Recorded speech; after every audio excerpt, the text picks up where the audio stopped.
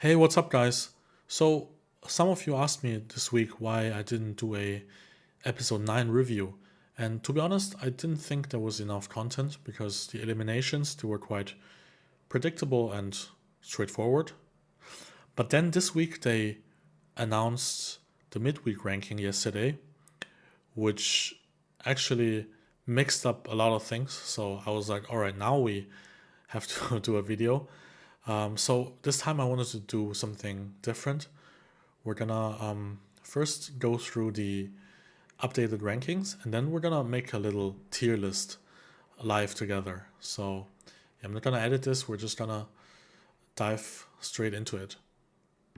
All right, let me pull up the updated rankings.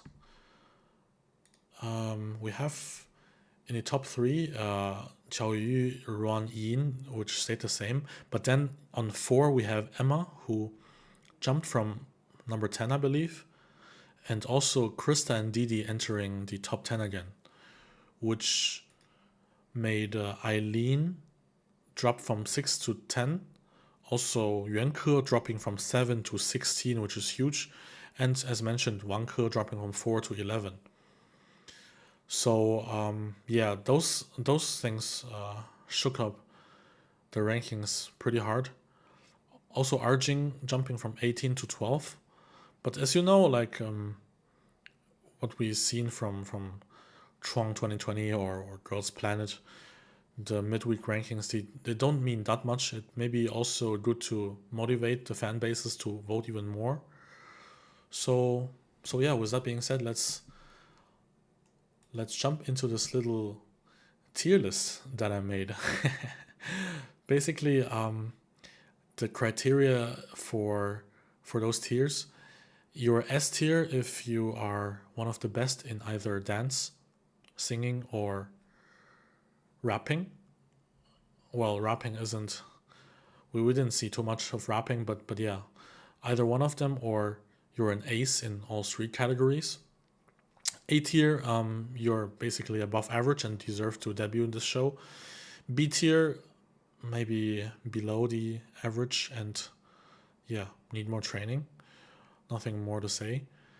And F tier, well, unfortunately, you're probably gonna get some heated debates online about whether you deserve it or not. So yeah, let's start off here in the bottom right corner, and we go just zigzag. So Louis Ting, I think she actually improved. I'm gonna be honest, she did improve. Stage 3 was quite solid, where she performed in Ron's group, Nightwalker, but I still have to put her into F tier. Next up, we have Arjing.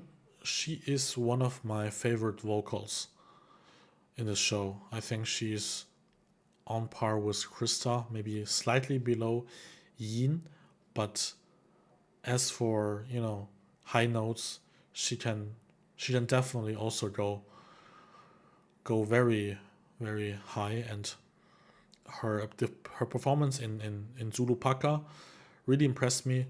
She was 3 times MVP, so she's definitely A tier, maybe even better than A tier, but let's put her in A tier for now. Eileen, I would say, man, I think Eileen is for now I have to put her to B tier. I think this is I mean, again, this ranking is not based on popularity or how likely she's gonna debut, but rather just on skills right now. So right now, I would put Eileen into B tier. Same as Yuan Ke actually. Yuan Ke maybe a little bit more experienced than Eileen, and also a very great visual. But for now, I have to put her into B tier. Next up, we have the other Ke, Wang Ke, and I actually would put her into S tier. I know it's debatable, but I think she's just so experienced. She's been in this business for 6 years, back from Produce 48, she already slayed some of these stages, and I think from dancing, stage presence, she's probably one of the best in terms of whole package, stage presence, vibe kind of thing. All right, Pailiu.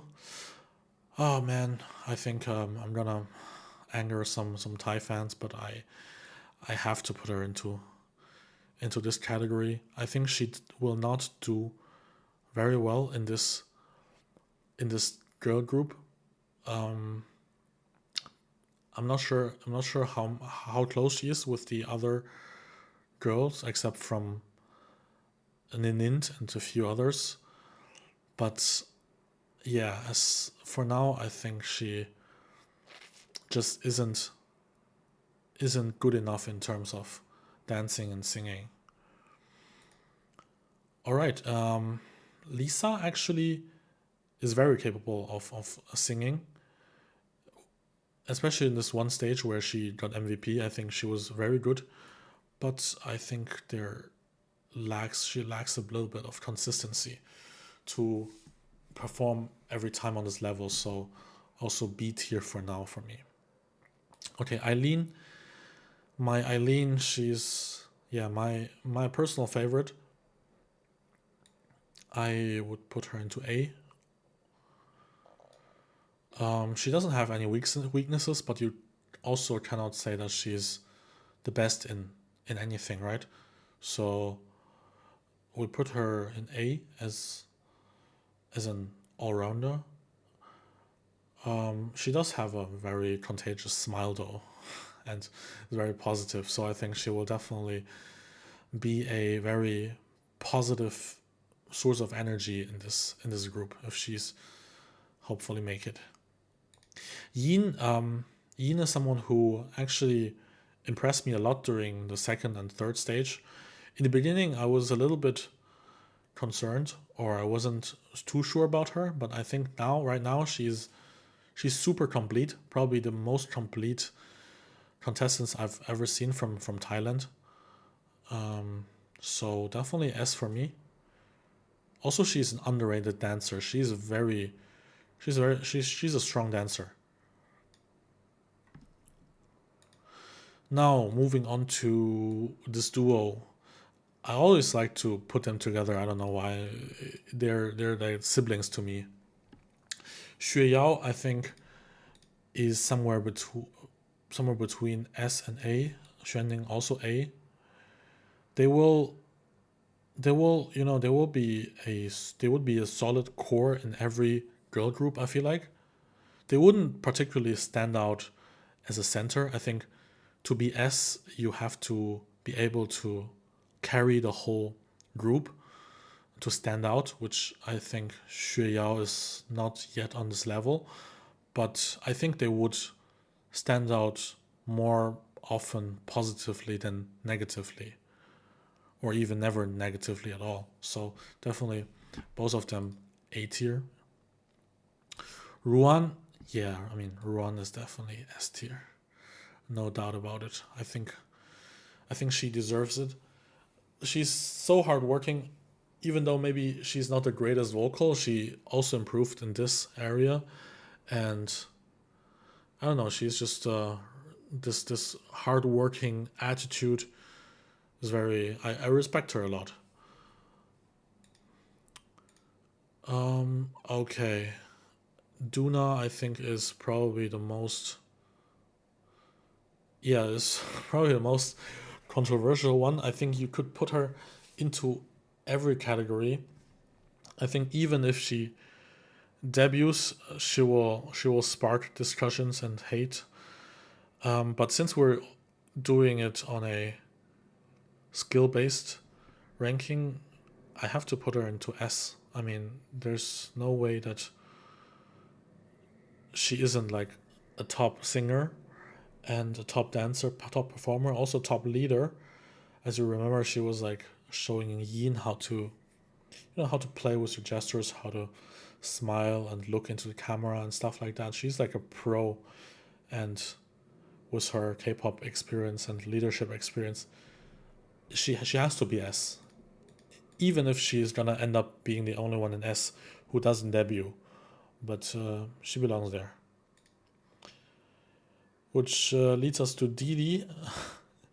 Actually, Didi is, I mean, she's kind of a bit of an opposite. She's probably gonna debut, but not there yet in terms of skill. But I do like her. Actually, I think she's very positive, and being very good friends with all the top candidates. I mean, being part of the Avengers, right?